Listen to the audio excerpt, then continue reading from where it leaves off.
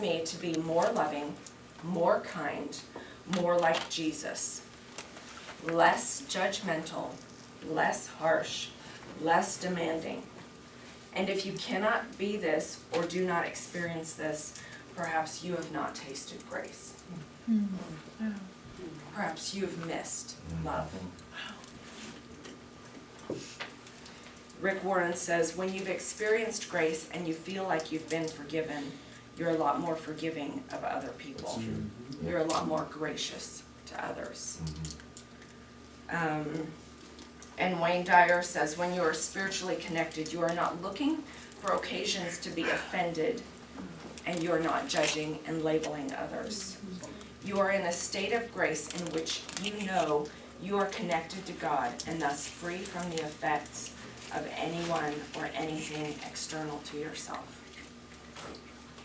So when we're in a place where we're walking in grace, it gives us the ability to walk in love.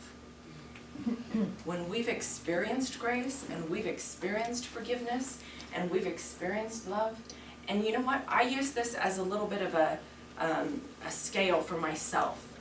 When I'm out in public and people are cutting me off and people are acting like I'm not even standing there, and they're getting in line in front of me and they're doing things that people do, humans do, they're doing all those kinds of things, and I'm ready to punch somebody by the end of the day.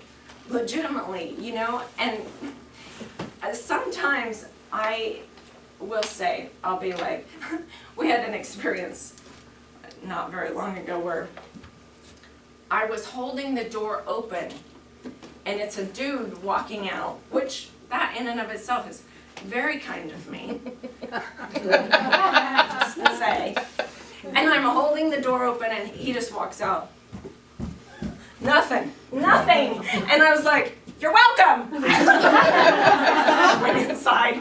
I'm like, how rude. That is not the way our society should work. But that being said, I try not to behave like that very often. Because I don't think it's awesome. But I will say, when people are pushing you, right? You're out and it seems like every single thing, somebody's cutting you off, somebody's standing in front, and you get really frustrated and you get really annoyed. It's a really good indication of how much grace you're tasting. How much grace are you experiencing? Because if you're like I was, I'm gonna go out with that guy. And when you're in that kind of an attitude, you go, and not that time, but there was a day recently that it was like that. Person after person, just, and it was fun. And at the end of the day, I was like, maybe I need a little time with God. Because I am not tasting enough grace right now to manage grace for everybody else. So I use that as a barometer, and I would encourage you, when you're feeling it with your teams, and you're, you know, that one team member, you're just ready to have at it with them, to take that step back and go, wait, I'm going to experience grace in this moment. And you can choose it. And you can choose any moment to pull back and say, Father, remind me. Remind me the grace that I walk in. Remind me the grace that you give me, the compassion and the love that you have for me. Let me taste that so that I can give. 5 minutes. I mean, you can pretend like you need to go to the bathroom for 5 minutes, right?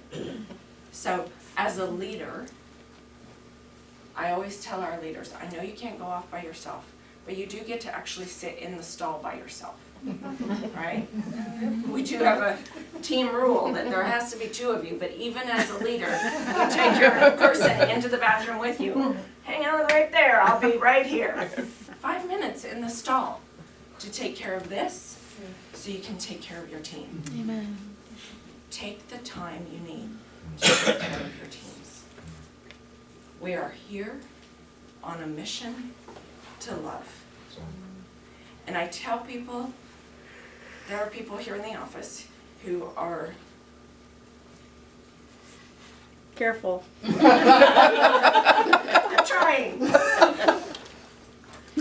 who want things done well and want things done right and want the right paperwork filled out at the right time and want the right things accomplished within paperwork and journals and diaries and letters and all of those things that need to be done, that are good to have done. But I tell our leaders, if you come home and there's journal pages missing, you're not going to hear word one from me. You will from others. You won't from me.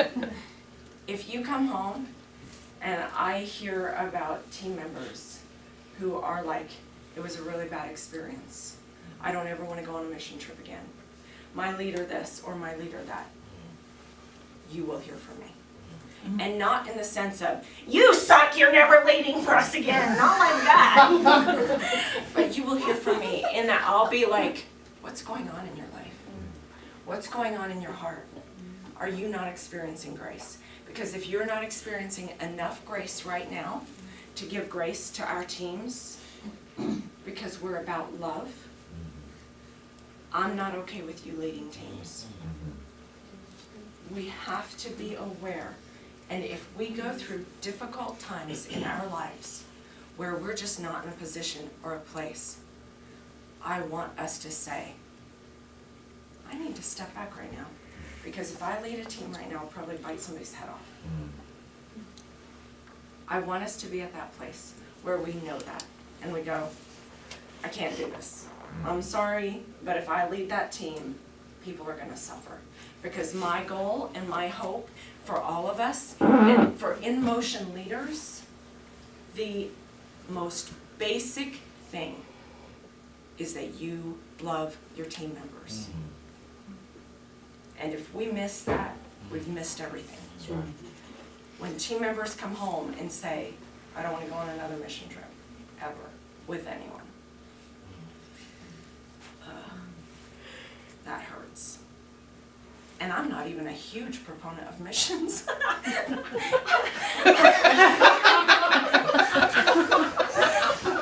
I know. I'm part of In Motion Ministries that does missions. I do love missions. I love what is accomplished. But I'm telling you, I want our lives to be that way, not just the missions. Amen. Right? Yeah. And I feel compelled to say this too, is when you feel like you're in that place that you can't do it, that this is the community to give you love. Yeah. It's not just we want to know so that you don't lead, it's that we want to love on you then. Right. Absolutely. Absolutely. It's not just about you guys need to suck it up and you better be good leaders. No. If you're in a place where you can't lead because you've not, because of circumstances, life happens, then we want to know so that we can love on you as well as so our team members don't suffer. Really what you're saying, and what I'm saying, what I'm hearing, Saundra, is that more importantly to you, it's primarily a lifestyle that's going to be lived 24/7, not just put on when we leave on the trip. We don't start loving our team members the day we do an IMT with them. Right. Or before we're getting practiced. Yeah. We've got to be genuine. We've got to walk in step with that love and that experience and that grace that you're talking about. Yeah. Yeah. Day in, day out. I feel like every team member deserves the very best out of me, you know, and if I fail one team member, I failed the whole week. I feel like it's, they deserve the best I can give them. Right. Right. And that's exactly what this is, right? Grace gives us permission to surrender control, but the inspiration to do the best job possible. Right? Okay. So, on your own, this is your homework. I want you to look at 2 Corinthians 3 and Galatians 3 and 4. And 5 is good too. But my favorite thing in these chapters is how it talks about, to this day, when the law is read, a veil lies over their minds and over their hearts. A veil hides. When we're around Christians who are harsh and judgmental and straight up mean, because they are sometimes, when we're around Christians like that, it's a good understanding to have that they've been exposed to the law. And I'm not saying the law is bad, the law is good. But that's all that they're reading. It's all that they're hearing is the law of Moses. And this veil lies over their eyes, over their minds, over their hearts. And they miss the ability to see what was given to us in this covenant that we walk in, which is freedom. Right? Freedom is the goal of the covenant. Love and freedom is the goal of the covenant that we get to walk in. You know, I was thinking about how so many, I feel like, when you go into a religious setting, and there are still tons of religious settings around, in case you don't know that, in case you're surrounded by grace, and you're surrounded by teaching that is involved with grace, I'm telling you, just the other day I heard of the story where this girl went out to dinner with another girl, basically to correct her and her lifestyle and whatever. And both Christians, by name, both Christians, and one is wanting to correct the other. And the one who wants to correct, that right there bothers me. I'm gonna have lunch with you because I need to fix you. Problem. Anyway, so she goes to have lunch with her, and she wants to correct her. So one of the things she says is, I'm concerned about you because I don't see you knowing how to live by the rules. Well, that makes me want to play. Right? Right? She said, Let's go to lunch every day. she said, you know, when I wake up in the morning, I know the rules. And I live by the rules. And so I know nothing bad is going to happen to me because I know the rules and I follow the rules. And then she said, you know, Christianity is kind of like a chess game. There's rules that you have to follow. And if you don't follow those rules, you don't get to play. You don't get to play chess. You don't get to call yourself a chess player. You don't get to call yourself a Christian if you can't play by the rules. The rook, I might be wrong, I don't know chess. I'm pretending I know this. The rook can never jump the queen. So the rule says the rook can't jump the queen. So if your rook jumps the queen, you've broken the rules. You don't get to play chess anymore. You'll never get to play chess again. But you don't know the rules, or you do know the rules and you choose not to follow them. And I'm concerned about you. And my friend is like, I'm concerned about you? Who wants to play that? I don't want to play the game because of the rules. They're more like guidelines anyway. Pirates of the Caribbean. I got it. More like guidelines anyway. So, I don't want to play games because of the rules. I don't want to do anything because of the rules. Honestly, I hate rules. I know they're good for us sometimes, but a lot of times rules hurt us and keep us from fulfilling these dreams and these things that we are. Because they put us in this, I have to walk like the rest of the world walks. I have to do, that's not good. I don't know why anyone would ever walk that way. Because that's the way we're taught.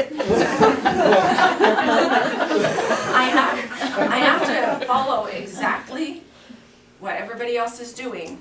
I have to fit in my culture. I have to look the same. I have to follow all the rules. And I know some of you like rules. And I know some of you are geared that way. It's a gift. It is a gift. And you like knowing, this is where I stand. These are the rules. I like that. I appreciate that. Great. However, I don't want to be a Christian because of some rules. I don't want to play on any sort of sports team because of the rules. I want to be on the team, and I want to play the games because it's fun.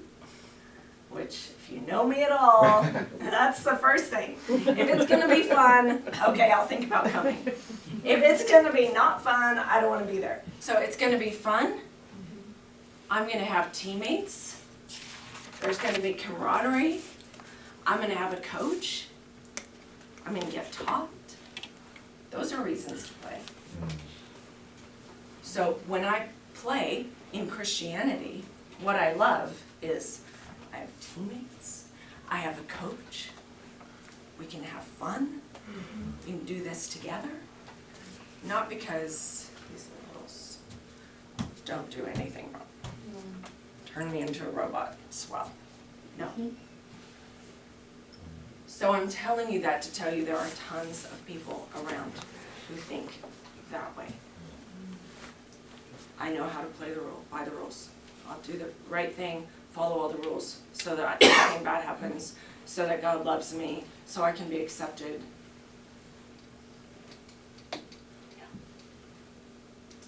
You don't learn to walk by following rules. You learn to walk by falling and getting up again. Right? You mess up. That's how you learn to walk, is because you messed up. So you figured it out. Oh, I'm supposed to put this heel down, transfer the weight, lean forward, pick this foot up, put this heel down, transfer the weight, lean forward, pick this foot up. I learned how to do that when I was really little. I said, cool, I can walk. And I learned how to do it by falling over a lot. So in our world, we learn how to do by falling. This is going to mess with your head, but I do believe this. Bad choices make good stories. Now, I'm saying that in the sense of sometimes you decide you're going to minister to somebody, give somebody a word. Sometimes it might have been a bad choice. Maybe it didn't work out like you thought it was going to work out. So I'm not talking about bad choices like, I'm going to go smoke 6 packs today. No, I'm talking about bad choices like sometimes you choose to do something, to try something out, and it doesn't necessarily work out, but it makes a good story, right? And you learn. You learn by falling, you learn to walk again. I encourage everybody to fall a few times. It's healthy. It's really good. And you're still going to be loved even after you screw up. So it's okay. And in our environment, when you lead a team, we had one leader come home and she's like, she got in the car from the airport and we had picked her up and she goes, I'm just telling you now, I screwed up really bad. I yelled at the guy at customs, I got pulled aside, I got blah, blah, and I was so mad at our team, and she just went off. And I was like, God, that is so sweet that she feels like she can just say, here you go, this is what happened, all of this went wrong, I messed up, oops, I'm sorry, I'm just frustrated. And we were in a position to go, great, sweetheart, you're great. You're doing the right thing. Maybe there you made a few wrong choices. But instead of, no, it's this, I screwed up, and it's this. You're forgiven. Now you know what not to do the next time. Right? There's something profound about making mistakes. Now, I hope none of us intentionally choose to make mistakes. We had one team leader, she just totally swore at this kid. She was leading the team and she's like, shut your mouth. And and I heard about it and I got to go have some time with her. And she's like, what, I'm in trouble now? And I'm like, you're not in trouble. I just want to find out what's going on. Something's going on. Because we don't just in normal day-to-day routines swear at our team members. But it was like, yes, how many times you want to. So my point is, we're going to mess up. And that's okay, because we learn. So please don't intentionally swear at your team members. I'm not saying that. But if it slips out. Okay, so the reason, I didn't tell you this. In talking about how many cultures do not walk in grace, do not walk in this place of it's okay to screw up. In those cultures, it's interesting to me, I was thinking about this. Why is it so bad? Because I've gotten in trouble for saying God's not bothered with my sin. God's not bothered with your sin. I said that to a bunch of teenagers, and I got in trouble by a bunch of parents. And I thought, why is that so offensive? Why is that so bad? Because in those cultures, if you give people permission to sin, what happens? A lot of fear that they're gonna sin. A lot of fear that they're gonna sin. So there's a lot of Christians who don't want to give grace because they're afraid of the outcome. And I thought about that and I thought, fear is not in the nature of God. And there's these, I'm not gonna say that. There's this understanding of Father is love. Not fear, love. And yet, people are scared to say, God's not bothered by my sin, because then it'll give them permission to sin. Well, you can't just say that. People go off willy-nilly and just start sinning all over the place. We'll just start acting like Satan, it'll be bad. Number one, that isn't actually what happens. But number two, that motive is a motive of fear, which is nothing like their Father. And that dawned on me, and I just thought, so interesting that we call ourselves Christians, and yet so much of the time we are controlled by fear. It's because they want control. Because they want control. True. And they need to live in performance. Right. And we need everybody to do the same thing so that we're comfortable. So everybody looks okay, does the same thing. Seth and I have been talking about me teaching a few different places and stuff, and I have to think about, there are going to be some places, if they have me once, they won't have me back. I mean, that's just real. I get in a bunch of those places. You name a bunch of those places. Really, the hillbillies, I mean, we were raised to think exactly what you're talking about. And that was, like I say, my 2 + 2 moment. That it was sin, it is bad, and all this stuff. I mean, that's the Southern Bible Belt. That's it. Well, that's because people think that the fear of the consequence of sin is what makes people live right. Right. So If they you're think afraid of if sin, that's afraid of the that's the consequences. foundational belief is that if they feel that the only thing keeping somebody living right is the fear of the consequences of sin, or the fear of retribution, or the fear of, Yeah, so sadly it's because ultimately they don't understand what Jesus did on the cross. right. And the fact that what happens in the heart of man, like where the origin of sin is and what's inside. Yeah. As well as the driving force of what will they think of me? What will they think of my child? If you say that to my kid and my kid goes off and does something, what will they think of me? You know? People want to keep people in fear, thinking that that will stop them from doing things, Right. but it doesn't, Right. you know. Right. But they don't want to extend the love that they need, because that's what, if you know how much somebody loves you, you don't do those That's things. exactly Right. Right. But if I do things out of fear, let me do this, I gotta be in the house, but I know I can get this, my mom, let me sneak in, or let me do this, God, he won't know. But if you know the love that's there, you won't do those things. Right. Right. Because it's kind of like a curfew, right? Like whether you had a curfew Right. Uh-huh. or you have children who give you curfews, if they understand that, like, you're going to be in trouble if you miss a curfew. Uh-huh. Okay, well, my kids are still going to be in trouble if they miss curfew, but they understand that it's I want them in because nothing good happens in Greeley after midnight. Right? Like, so it's out of love that I'm saying you need to be home to my 17-year-old son who drives an F-250 and Greeley police are not fun at 12:01.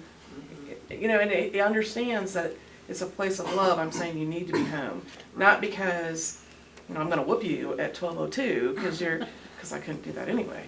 But it's that relationship that you've talked about too. It's the relationship between the parties and a perspective that's shared. And y'all know that, I mean, I'm coming from it out of that place of walking the same and Yeah. dressing the same. Yeah. Literally. You know, sometimes I think it's great to do something